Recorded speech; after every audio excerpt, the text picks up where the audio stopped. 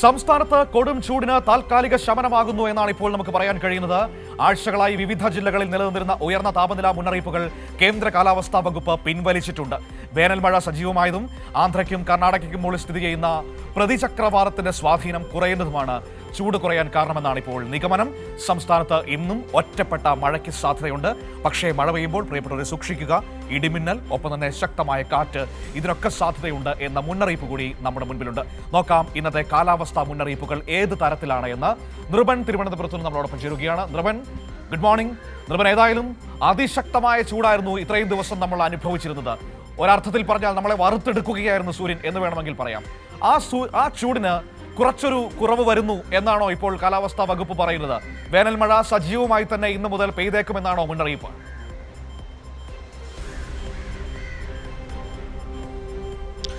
തീർച്ചയായും ഈ തെരഞ്ഞെടുപ്പ് ചൂടിനിടയിൽ നമുക്ക് വലിയ തിരിച്ചടിയായി വേനൽ ചൂട് കൂടി എത്തി. വേനൽ ചൂട് കടുത്ത ചൂടിലേക്ക് മാറി.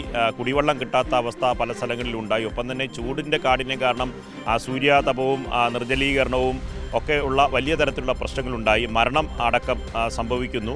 അങ്ങനെ ഇരിക്കുന്ന ഒരു ഘട്ടത്തിലാണ് എങ്ങോട്ട് പോകും എന്ന ആശങ്ക കേരളത്തെ സംബന്ധിച്ചിടത്തോളം കാലാവസ്ഥാ വിദഗ്ധരൊക്കെ ചൂണ്ടിക്കാട്ടിയിരുന്നു. അങ്ങനെയാണ് കഴിഞ്ഞ ദിവസം വേനൽ മഴ എത്തിയത്. വേനൽ മഴ വലിയൊരു ആശ്വാസം തന്നെയാണ്. വരും ദിവസങ്ങളിൽ ഇന്നും നല്ല രീതിയിൽ മഴ വിവിധ ജില്ലകളിൽ, കഴിഞ്ഞ ദിവസം മധ്യ കേരളത്തിലും തെക്കൻ കേരളത്തിലും സാമാന്യം ഒറ്റപ്പെട്ട സ്ഥലങ്ങളിൽ നല്ല മഴ ലഭിച്ചിട്ടുണ്ട്. ആ മഴ വ്യാഴം, വെള്ളി, ശനി ദിവസങ്ങളിൽ വരെ തുടരും എന്ന് തന്നെയാണ് നമുക്ക് കാലാവസ്ഥാ മുന്നറിയിപ്പിൽ പറയുന്നത്. നേരത്തെ ചൂടിനെ സംബന്ധിച്ച് കേന്ദ്ര കാലാവസ്ഥാ കേന്ദ്രം നടത്തിയിരുന്ന മുന്നറിയിപ്പുകൾ പിൻവലിച്ചിട്ടുണ്ട്. അതുകൊണ്ട് വരും ദിവസങ്ങളിൽ ഈ കനത്ത ചൂടിന് കാഠിന്യത്തിന് കുറവുണ്ടാകുമെന്ന് തന്നെയാണ് പ്രതീക്ഷിക്കുന്നത്. കർണാടക, ആന്ധ്ര തീരത്തുണ്ടായിരുന്ന പ്രതിചക്രവാതത്തിന് അതിൻ്റെ സ്വാധീനത്തിന് കുറവ് സംഭവിക്കും. അതുകൊണ്ട് ചൂടിൻ്റെ അളവിന് കുറവ് സംഭവിക്കും. ഒപ്പം തന്നെ മഴയും വരുന്നുണ്ട്. ഒപ്പം മനു സൂചിപ്പിച്ചതുപോലെ നമുക്ക് മഴ, ചൂടാണെങ്കിൽ അങ്ങേയറ്റത്ത് ചൂട്, മഴയാണെങ്കിൽ ഒരു തരത്തിലുള്ള നിയന്ത്രിക്കാൻ കഴിയാത്ത, നമുക്ക് താങ്ങാൻ കഴിയാത്ത മഴ, അത് രണ്ട് എക്സ്ട്രീമിലേക്ക് കേരളം കടക്കുന്നു എന്നതാണ്. നമ്മൾ ഈ പറഞ്ഞ ഈ വലിയ വെള്ളപ്പൊക്കത്തിന് ശേഷം കേരളം അനുഭവിക്കുന്ന വലിയ പ്രശ്നം ഇത് തന്നെയാണ്. രണ്ട് കാലാവസ്ഥയുടെയും അതികാഠിന്യം കേരളം സമീപ കാലങ്ങളിൽ തുടർച്ചയായി അനുഭവിക്കുന്നുണ്ട്. ഇനി ഈ കഴിഞ്ഞ ദിവസം തന്നെ വേനൽ മഴ എത്തിയപ്പോൾ തന്നെ ഇടിമിന്നലേറ്റ് 2 മരണമാണ് കഴിഞ്ഞ ദിവസങ്ങളിൽ സംസ്ഥാനത്ത് റിപ്പോർട്ട് ചെയ്തത്. അതുകൊണ്ട് വേനൽ മഴയെ സംബന്ധിച്ച ജാഗ്രത പാലിക്കണം. ഇടിമിന്നലിന് സാധ്യതയുണ്ട്. അതുകൊണ്ട് യാത്രകളിലൊക്കെ തന്നെ മഴ സമയത്ത്, ഈ വേനൽ മഴ സമയത്ത് രാത്രി യാത്രകൾ ഒഴിവാക്കണം.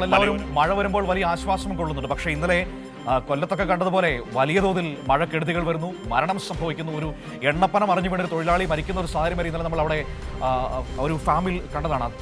അതോടൊപ്പം തന്നെയാണ് ഇടിമിന്നൽ, അപ്രതീക്ഷിതമായി ഇടിമിന്നൽ വരുന്നു. 2 കുഞ്ഞുങ്ങൾക്ക് ഇന്നലെ ദുരന്തം സംഭവിക്കുന്നത് നമ്മൾ തൃശ്ശൂരിൽ കണ്ടതാണ്. അപ്പോൾ നമ്മൾ വല്ലാതെ സൂക്ഷിക്കേണ്ട ഒരു സാഹചര്യമാണ്. എന്ത് കാലാവസ്ഥയാണെങ്കിലും അതീവ ജാഗ്രതയോടെ പുറത്തേക്കിറങ്ങേണ്ട ഒരു അവസ്ഥയിലേക്ക് കേരളം മാറിയിരിക്കുകയാണല്ലേ?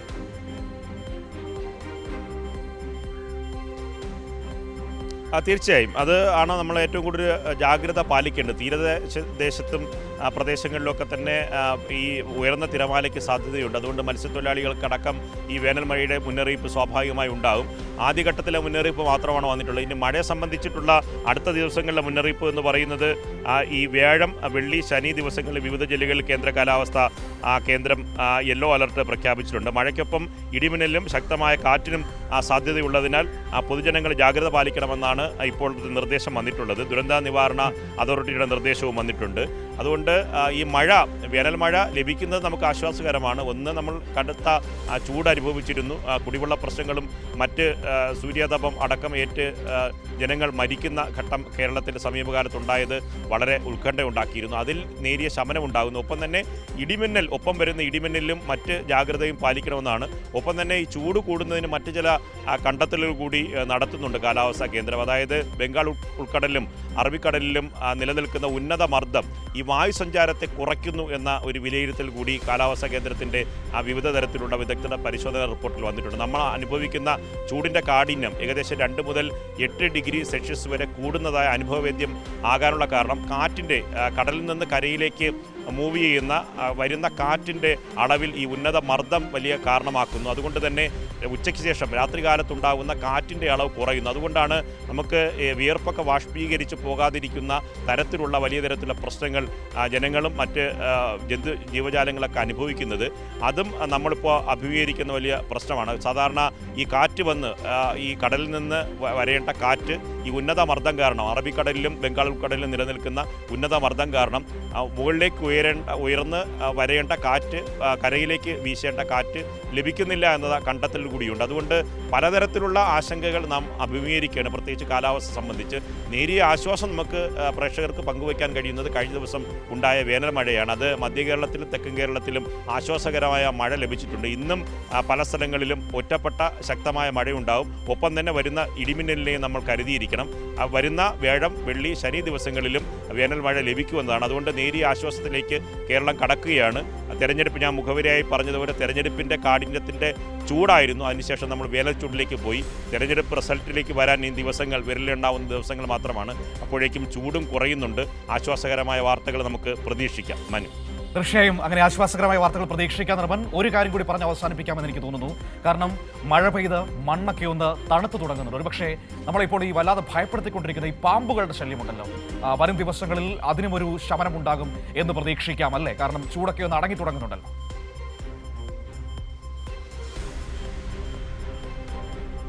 തീർച്ചയായും അത് ഏറ്റവും പ്രധാനപ്പെട്ട കാര്യമാണ്. നമ്മൾ ഈ ഉരകവർഗ്ഗങ്ങളിലുള്ള ജീവജാലങ്ങൾ സ്വാഭാവികമായി മണ്ണിനടിയിലെ പ്രത്യേക മാളങ്ങളിലാണ് അവർ ഇരിക്കുക. ഈ കനത്ത ചൂട്, നമ്മൾ നേരത്തെ പറഞ്ഞ ഉന്നത മർദ്ദം കാരണം വായു സഞ്ചാരം കുറഞ്ഞതോടുകൂടി മനുഷ്യർക്ക് തന്നെ, ജീവജാലങ്ങൾക്ക് തന്നെ അനുഭവപ്പെടുന്ന ചൂടിൻ്റെ 2 ഡിഗ്രി മുതൽ 8 ഡിഗ്രി വരെ സെൽഷ്യസിൻ്റെ വ്യത്യാസം ഉണ്ടാകുമെന്നാണ്. അത് ഈ ഉരകങ്ങൾക്ക്, പ്രത്യേകിച്ച് പാമ്പുകൾക്ക് വലിയ തരത്തിലുള്ള പ്രശ്നമുണ്ടാകും. അതുകൊണ്ടാണ് അത് മാളങ്ങൾ വിട്ട് ആ തണുപ്പുള്ള പ്രദേശങ്ങളിലേക്ക് വരുന്നത്. അത് വളരെ സെൻസിറ്റീവായി അവരുടെ ബോഡി, അവരുടെ ശരീരം അങ്ങനെയാണ്. അതായത് തണുപ്പുള്ള പ്രദേശങ്ങളിലേക്ക് അവർ മൂവ് ചെയ്യും. അങ്ങനെയാണ് വീടിൻ്റെ പരിസരത്തും ചെടിച്ചട്ടിയുടെ പരിസരത്തും വെള്ളം നനയുന്ന പ്രദേശത്തൊക്കെ വന്ന് ഇത് കിടക്കുന്നത്. ചവിട്ടുമത്ത ഇത്തരം സ്ഥലങ്ങളിലൊക്കെ തണുപ്പുള്ള പ്രദേശങ്ങളിലേക്ക് വരും. വാഹനങ്ങളുടെ അടിയിലൊക്കെ ഇവർ വന്നിരിക്കുന്നത് അതുകൊണ്ടാണ്. ഒപ്പം തന്നെ നമ്മൾ വീടിനകത്തുള്ള സ്വാഭാവികമായി AC-യോ ഫാനോ ഒക്കെ ഉണ്ടെങ്കിൽ ഇത് വളരെ സെൻസിറ്റീവായി ഇത് ആ ഒരു ചൂടിൻ്റെ കാലാവസ്ഥയുടെ തണുപ്പുള്ള പ്രദേശങ്ങളിലേക്ക് മൂവ് ചെയ്താണ് ഈ ജനൽ വഴിയൊക്കെ വീടിനകത്തേക്ക് ഈ പാമ്പ്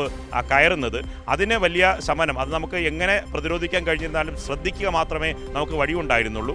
സ്വാഭാവികമായി ഈ വേനൽ മഴ പെയ്തത് മണ്ണിലേക്ക് വെള്ളം ഇറങ്ങുന്നതിൻ്റെ ഭാഗമായി സ്വാഭാവികമായും ഈ ഉരകവർഗ്ഗങ്ങളിൽപ്പെട്ട പാമ്പ് തുടങ്ങിയ ജീവജാലങ്ങളെ സംബന്ധിച്ചിടത്തോളം പുറത്തേക്ക് അധികം മനുഷ്യ വാസമുള്ള പ്രദേശങ്ങളിലേക്ക് പ്രവേശിക്കുന്നതിൻ്റെ അളവ് കുറയുമെന്നതാണ്. അതും ഒരു വലിയ ആശ്വാസമാണ്. അതും ഈ പറഞ്ഞ സമീപ ദിവസങ്ങളിൽ നമ്മൾ വേനൽച്ചൂടിനൊപ്പം അനുഭവിച്ച വളരെ ഉത്കണ്ഠാജനകമായ അന്തരീക്ഷമായിരുന്നു ഈ പാമ്പിനെ സംബന്ധിച്ച്. അതിലും ആശ്വസിക്കാം എന്നതാണ് ലഭിക്കുന്ന സൂചനകൾ. മനു.